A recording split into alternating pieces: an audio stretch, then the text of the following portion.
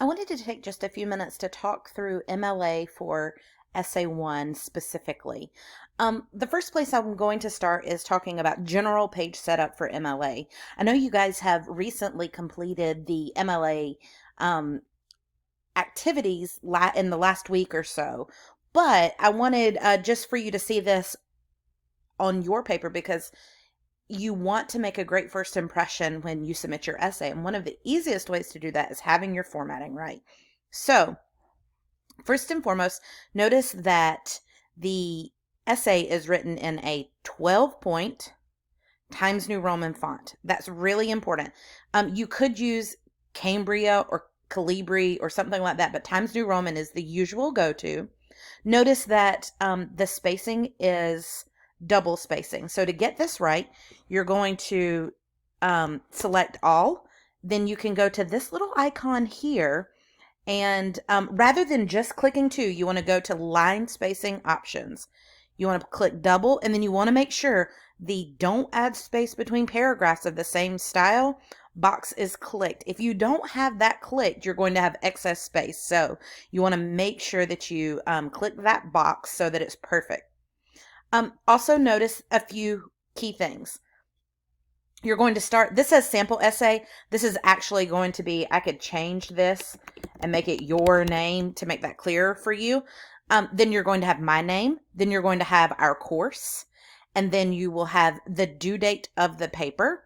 Then you will center the title of your paper. Notice this doesn't say rhetorical analysis essay. It doesn't say essay 1. It has an actual title that is meant to entice you meant to entice your reader into wanting to read your paper.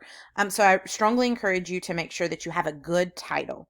Then we also have a couple of things to talk about by way of layout in margins. You're going to choose just the normal margins. That's going to give you a 1-inch margin all the way around your paper. And then you also want to go to Insert and add a page number. When you add your page number, you'll check top of page to the right and hit OK, and then you can double click on that and you can go in and put your last name. Then your page number will show up on every single page. So those are the basics of your MLA format. One other little MLA format thing to mention to you is notice the indentation. You should be indenting all of your paragraphs. The next thing I want to talk to you about is in-text citations. For this paper, you should basically just have your ad that you are citing. If you have something outside of that, shoot me an email. I'm happy to get with you on exactly what that in-text citation should look like. But for any sort of media that is in film, you are going to give a timestamp as part of your in-text citation, which means you have to show the hour, the minute, and the seconds that something takes place. So you have to watch your video and check that. So we can understand from this in-text citation that this took place at the 37 to 39 second mark. Anytime you are quoting, paraphrasing, or summarizing anything that comes from your ad or from a website that maybe you reached out to that you decided to use, you have to provide an in-text citation. For like I say, recorded media, you will include the timestamp. I want to go down to the Works Cited page, and let's look at that for a moment. The Works Cited is going to appear on its own separate page, and I want to go over what you are going to include on this page. First, you're going to have, it went away, hold on. First, you're going to have the company name, whoever it is that put out the ad that you're writing about. So in this case, it's Walmart. Then the title of the ad, this was called United Towns. Then you are going to include where you found it, likely YouTube, the date that it was published on YouTube.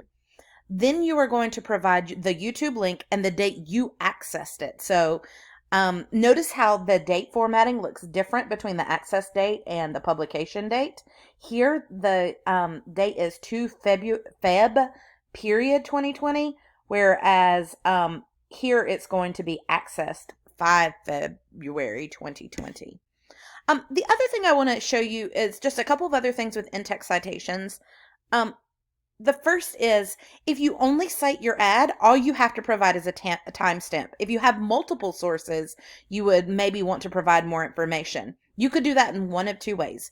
You could use the company's name, so Walmart, and the timestamp, or you could use the title of the ad and the timestamp, so United Towns, and then the timestamp. The other thing, you'll notice this student for this particular paper included her in-text citation right after where she was quoting.